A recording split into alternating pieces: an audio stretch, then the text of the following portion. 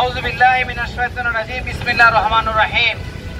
সম্মানিত উপস্থিতি, সম্মানিত সাংবাদিকবৃন্দ, অন্যান্য বিভিন্ন সংগঠনের রাজনীতিবিদ এবং এলাকাবাসী, আসসালামু আলাইকুম ওয়া রাহমাতুল্লাহ। আজকে আমরা দুঃখ ভারাক্রান্ত হৃদয়ে এখানে আজকে মানববন্ধনে দাঁড়িয়েছি একটা প্রতিবাদ করার জন্য। এই গত পরশুদিন বৃহস্পতিবার সন্ধ্যায় গাজীপুরে নৃশংসভাবে শত শত লোকের সামনে আসাদুজ্জামান তুহিন সাংবাদিক, ওনাকে হত্যা করা হয়েছে চাপাতি দিয়ে কুপিয়ে। এটা তো 1 বছর আগে যে আমরা স্বৈরাচারকে উৎখাত করলাম, তাদের রক্ত এখনো শুকায় নাই, এখনো নিহতের পরিবারে আহাজারি চলছে, এখনো আহতরা হাসপাতালের বিছানায় ছটফট করছে, এখনো তাদের চিৎকার কান্না আমাদের কানে বাজে। এই রক্তের এই অন্তর্বর্তীকালীন সরকারকে দায়িত্ব দেওয়া হয়েছে সুস্থ পরিবেশ নিশ্চিত করার জন্য, কিন্তু আজকে শুধু নামে মাত্র স্বৈরাচারের উপরে মাথা সে পালিয়েছে, আর কয়েকজন লোক পালিয়েছে। তাদের যারা দোষর, তাদের যারা সন্ত্রাসী কার্যক্রম এখন পর্যন্ত বাংলাদেশে বিরাজমান, কোনো কিছুই কমে নাই।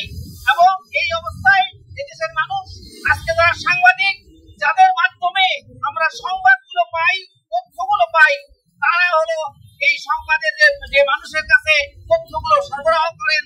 শুধুমাত্র ওনার অপরাধ ছিল এই চাঁদাবাজরা, সন্ত্রাসীরা যে অন্যায় করেছে, চাঁদাবাজি করেছে, দখলবাজি করেছে, সেই সংবাদটা প্রচার করার অপরাধ না। এই অপরাধে তাকে শত হাজার মানুষের সামনে এইভাবে কুপিয়ে হত্যা করেছে। দেশের পরিস্থিতি কোন দিকে গেলে এই ধরনের ঘটনা ঘটতে পারে? আমরা আজকে এই যে সাংবাদিক তুহিন ভাইয়ের পরিবারের প্রতি সমবেদনা জানাই এবং অন্যান্য যারা এর ক্ষতিগ্রস্ত এদেরকেও এদের ব্যাপারে সমবেদনা জানাই।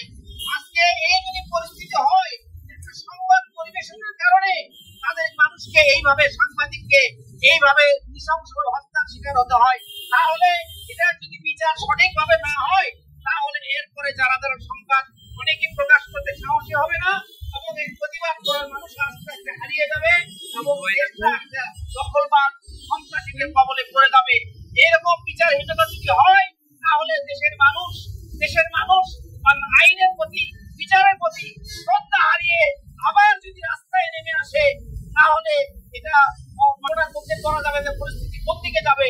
আমরা প্রশাসনকে জানাতে চাই, আপনারা যাদেরকে গ্রেফতার করেছেন, আসল খুনিদের ফুটেজ থেকে আরো যদি গ্রেফতার বাকি থাকে, তাহলে সেটাও করুন এবং এদের পিছনে কারা ইন্ধন যোগাচ্ছে তাদেরকেও গ্রেফতার করেন এবং দ্রুত বিচারের ব্যবস্থা করেন।